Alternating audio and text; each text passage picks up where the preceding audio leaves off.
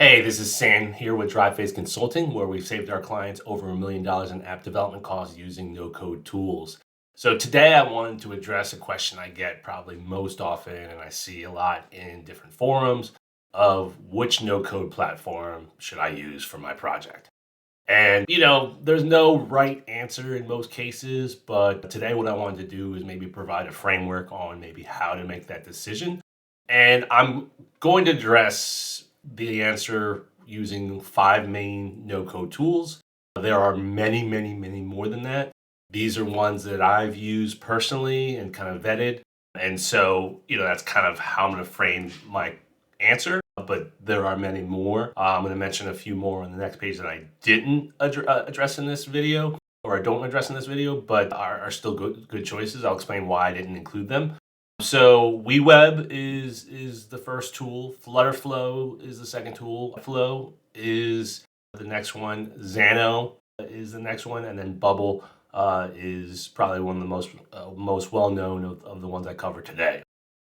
So, as I mentioned briefly, there's a couple tools that I don't include in this video that are popular, are good choices, but primarily because I come from a non-coding background. So I like exclusively no-code tools. A lot of these tools I would consider low-code.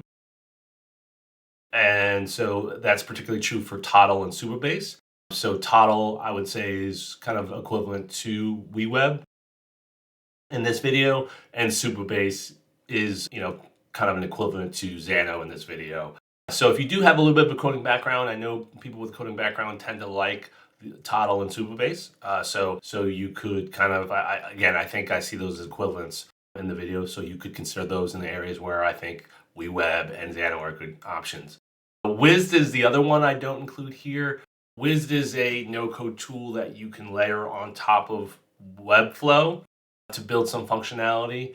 And so that's kind of the biggest reason why I don't include Wiz in this video, because I feel like, if you're going to have to layer on another application on top of Webflow, then I feel like you shouldn't use Webflow. So I feel like in that case, you'd probably want to go more towards like another choice that we have in this list. So again, why I didn't include it, but there's some people that love that Webflow, Wiz, and potentially I think a lot of them use that with Xano. So another, a stack that a lot of people do like. I'm not saying it's bad. It's just that's the reason why I didn't include that in this video. So number one is you kind of want to think through, okay, well, how do I make this decision? So I kind of made a list of some qualifying questions. This is by no means an all-inclusive list, but, I think it's just kind of a framework to help you make this decision. So number one is it a mobile app? Is it a web app?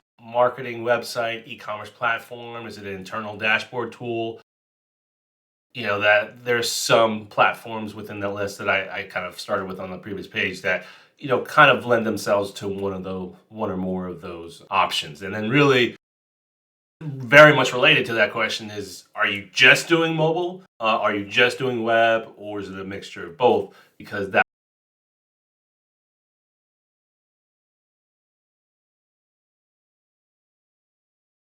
how simple you want to make it, whether you want to just use one tool for both web and mobile, or are you open to using web for one and mobile for another? So again, no one right answer in this, but helping you kind of make a decision.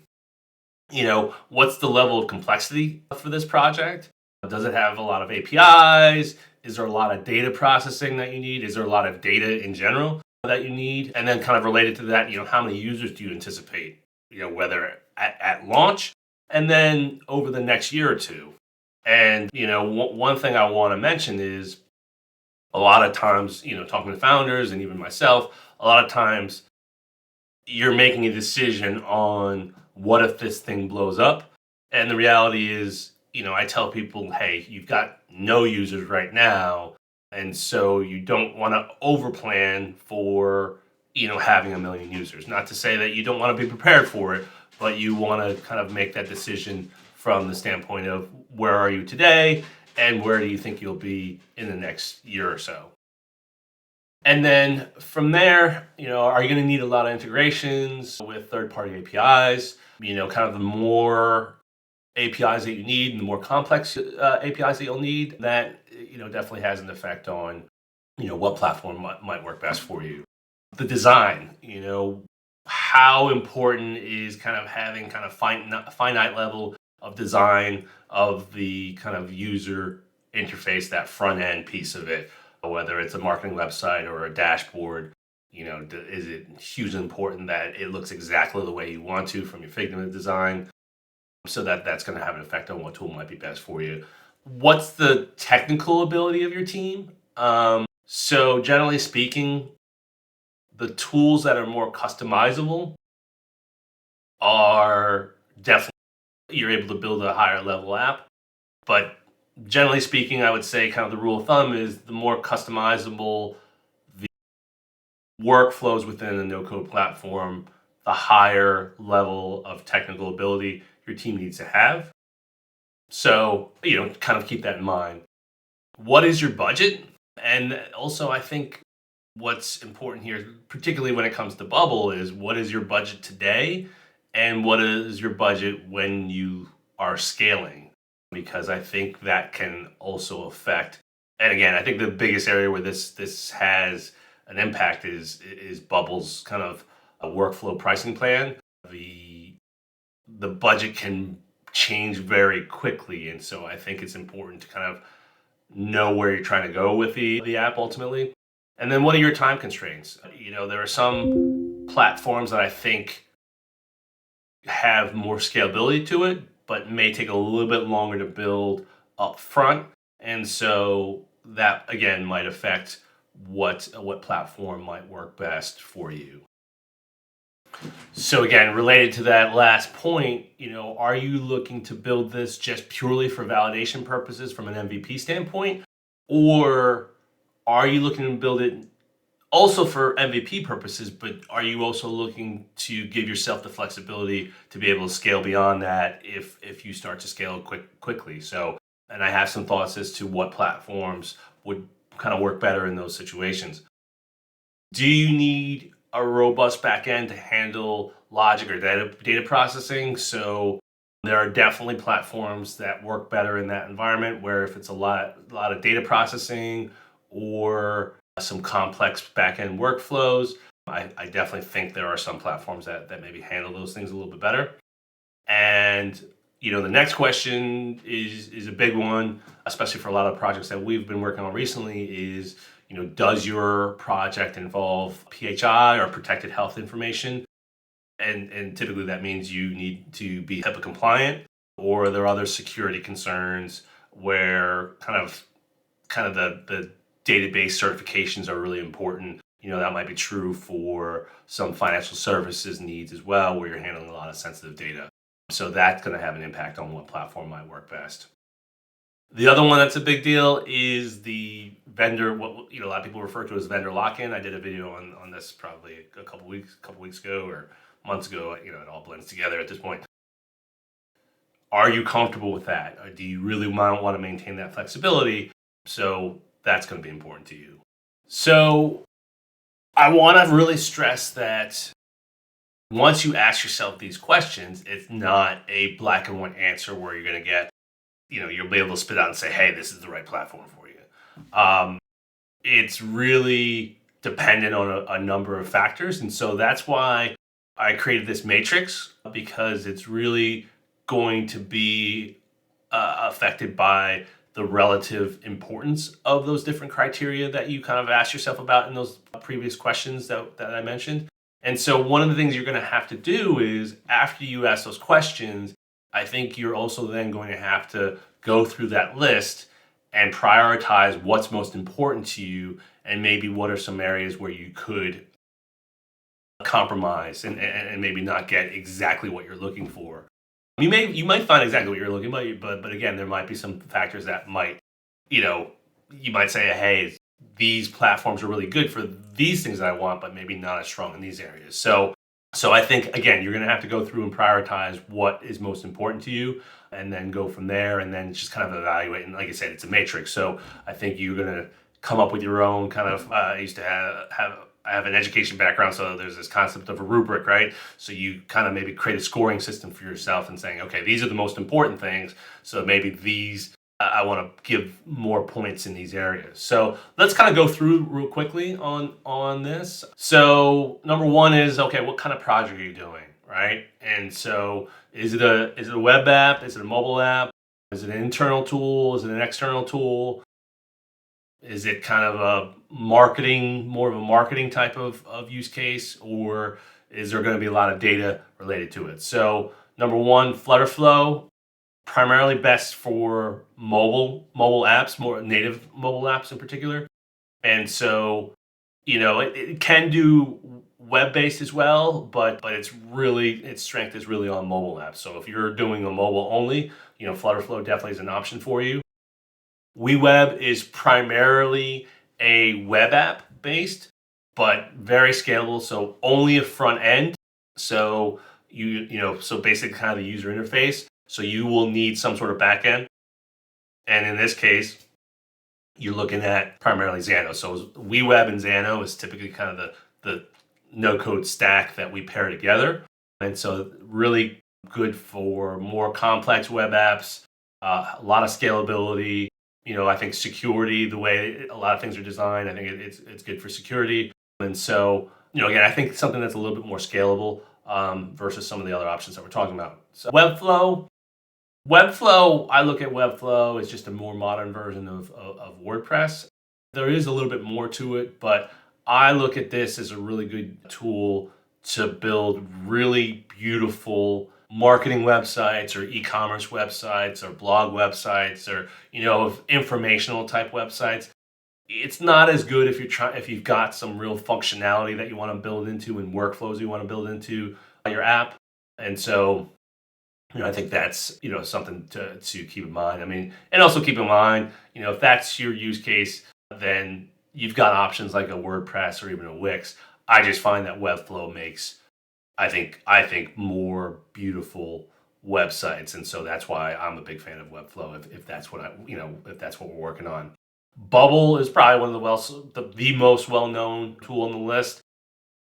Their new native app builder, which is in beta, I think is a game changer. I'm very bullish on that aspect of it.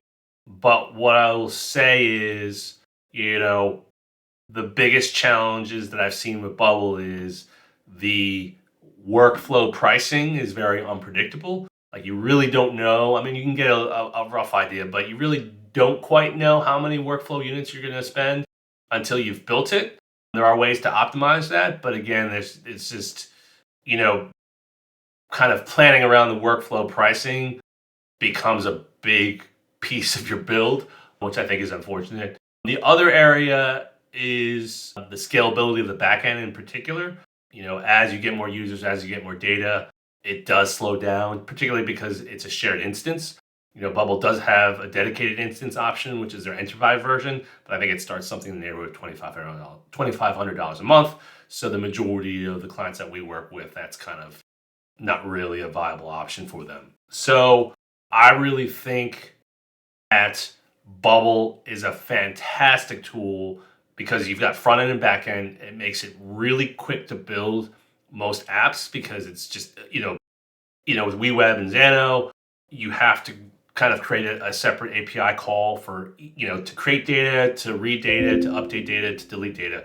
And so with Bubble, that functionality is built in automatically. So that definitely speeds up development time. And so if you've got an app that maybe will have a smaller user base, it may not have as much data requirements, and maybe you have a web and mobile need, Bubble's a really, really, really solid option. If you're just trying to build as an MVP, Bubble, again, really, really, really solid option because, again, I find it to be really quick to build because of the all-in-one aspect of it. And then finally, Xano, like WeWeb, is not a standalone product. You typically have to pair it with some sort of front end, and in WeWeb's case, you have to pair it with some sort of back end. And the pair that I like a lot is WeWeb and Xano. So this is kind of a back end platform, but I've gotten the question, well, isn't Xano just a database? No, it's really a lot more than that. And so you can set up API calls, you can do external API calls, you can do recurring workflows, you can do, just a lot of processing and tasks, background tasks. And so your front end, can be a lot, doesn't have to do the work. And so what I found is really comparing Bubble to WeWeb and Xano is a couple areas. Like in the area of security, you can set up Bubble to be secure, but it's so easy to do things. You sometimes lose track of the security aspects of it. One of the things I've really become more aware of as I've done more stuff with WeWeb and Xano is if you make the front end do too much, you really expose your application from a security standpoint. The more you can have your back end doing the work, the more secure your app is, because all your API calls, meaning your API keys, if you're doing the calls from the front end, those API keys can be extremely visible to the user through the debugging tools in like a Chrome. And so versus if you're making a call to the back end and making the back end do it, usually that's a user authentication connection. And so that's a bearer token in the case of Xano, where that's going to refresh every hour or so. I forget, every 24 hours or so, I think, is the standard. You can actually set the token expiration times in Xano. And so that's going to be a lot more secure because you're not exposing your API keys. So what you're doing is you're making a user authenticated call to Xano, and then you're making Xano do the API call to Stripe or wherever it is that you want it to go. In that case, your API keys are not visible through the browser. So that was another area that has really come up as I've used WeWeb and Xano more, comparing it to Bubble. Again, you could set Bubble up that way. It's just sometimes Bubble doesn't make you aware of some of these issues because it is so easy to build some things. As far as ease of use, this is a relative term or a factor. I think they're all relatively easy, at least especially as it's compared to code. But, Webflow might be the easiest only because there's no kind of workflow builder. I mean, there is a workflow builder now, but it's very simple workflows. But the rest of them are relatively simple. I find that if you know one no-code platform well, it's relatively easy then to pick up another one. So I started with Bubble, picking up WeWeb and Flutterflow, and then even Xano are a little bit easier. I would say of these, maybe Xano might be. No, I would say they're all equivalent. I do, on the Reddits, I do think that some people find certain platforms easier than others for whatever reason. But I would say they're all relatively equivalent from a ease of use standpoint. From a design flexibility standpoint, I would say Webflow and WeWeb are definitely the easiest to make beautiful websites.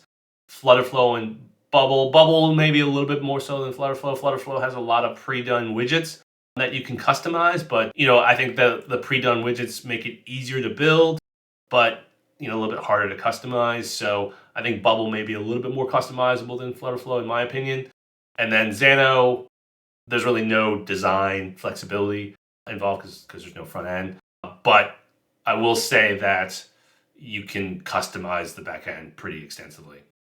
Backend capability. So Flutterflow and WeWeb, neither of them have their own backend, so you're kind of reliant on an external backend. Webflow has a collections, that can serve as a database, but it's just not as robust as some of these others. It's more for storing kind of like blog data and e-commerce product data. That's what that database is for. It's not really, I wouldn't choose it to kind of build a more advanced application. And then Bubble, it has it built in. That's one of the strong points.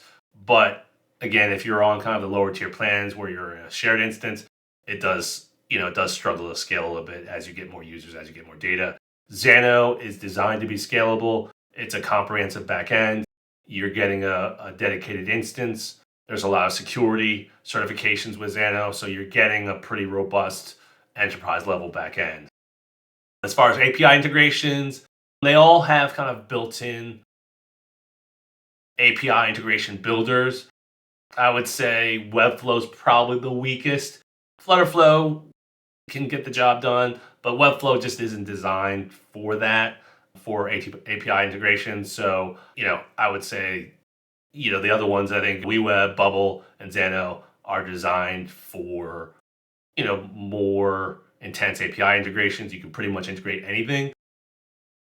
And again, although I would say in WeWeb's case, you're going to probably rely on Xano to do most of the heavy lifting.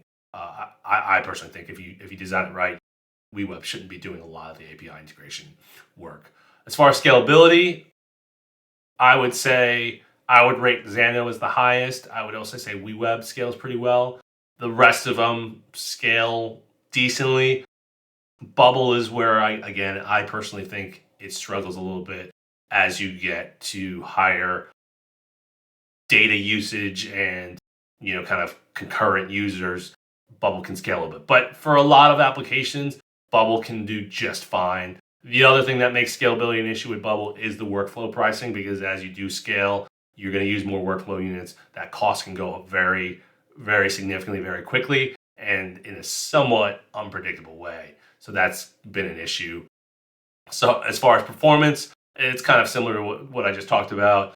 Flutterflow's, a good option. WeWeb and Xano, I think, are a really good option. Webflow, I think, is also a good option, but again, for a marketing / e-commerce type of website. Bubble, I think, for a smaller user base with kind of less intense data processing, I think can work just fine. From a skill level standpoint, this kind of aligns with the ease of use. So again, I think of them, maybe Xano takes a little bit more. From a cost perspective, they're all in line. I mean, the cheapest starting pricing point is Webflow, but that's if you don't have any data, if you don't want the database and things like that. So once you add the database, it's actually probably not too, the cost is about the same as some of these other platforms, especially as it relates to Flutterflow, WeWeb, and Bubble. Transparency, again, I bring this up.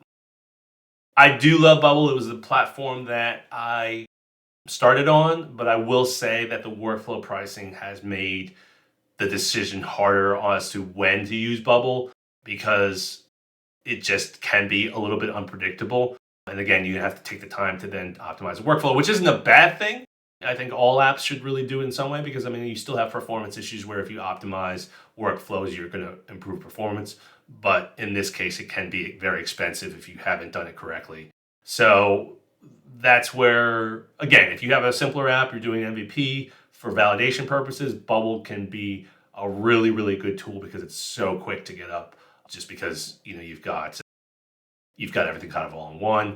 Vendor lock-in, in the case of Flutterflow, WeWeb, and Webflow, you can export code in all those cases. In some cases, I think you may have to have a certain level of plan in order to get access to that feature, but you can export the code. So obviously in Webflow, you're talking about HTML. WeWeb, it's Vue.js, I believe. I'm not a coder, but if I remember correctly. In Flutterflow, you're actually exporting Flutter. In Bubble's case, that's probably another big knock on it is the vendor lock-in. If you build on Bubble, it's not that easy to, there's no code to export. Now, I will mention that I've heard from a lot of coders that the code that you get out when you export it, in some cases, may be hard to go in and work with. But just something to be aware of. But at least you do have access to code. In Bubble's case, that's not an option. Xano also not an option to export code. But number one, it's designed to be scalable. Number two is you're just the back end, so it's not like you've got a lot of flexibility on the front end. So the lock-in is maybe not quite as high as it would be in Bubble's case. As far as the custom logic and workflows, they're all pretty good. I find WeWeb and Bubble and Xano to be the best. and Webflow to be the worst, and really not. There's really not a lot that you could do again unless you use that, kind of tacking on like a whiz on top of it. But again, Webflow is just not designed for a web application. It's really more designed to as a web site tool. And so mobile support, they're all responsive. Flutterflow is designed for that. So that's, that they make it really easy to publish. The native builder with Bubble makes this a really strong choice if you need mobile. WeWeb, is designed to be web. However, there are wrapping services similar to what we used to use with Bubble that you could turn a WeWeb app into, that you could submit to the iOS and Android store. Webflow, it's responsive, but it's not designed to build a mobile app. And Xano, you have to plug in, you have to connect it to a front end of some sort. And then finally, the HIPAA compliance. I'll start with Webflow and Bubble out of the box. Neither of them are HIPAA compliant. Bubble, you may have to change the way you do API calls. You would definitely have to connect it to a HIPAA compliant backend like a Xano. But I also believe you have to kind of change the way you would do API calls, because basically you'd have to set it up in a way where none of the data ever touches Bubble's servers in any way. WeWeb out of the box is already set up that way. So WeWeb plus Xano is actually HIPAA compliant. And if you used Despia, which is the third-party mobile wrapping service, I had a chat with their support team, and what they said is as long as the WeWeb underlying app is HIPAA compliant, then using Despia would not affect the HIPAA compliance of the app itself. Flutterflow, my understanding is you would have to make some adjustments on, similar to how Bubble is, where you'd have to possibly change how you make your API calls, and you would definitely have to connect it to a HIPAA compliant backend like a Xano. So hopefully you found that helpful. That was one of our longer videos for myself. If you have any questions, feel free to reach out, schedule a consultation with us. If you like our videos, follow us, and we put more content out like this. And feel free to reach out if you've got an app development project that we can help you out with, and we can kind of guide you in the right direction as far as what platform would work best for you.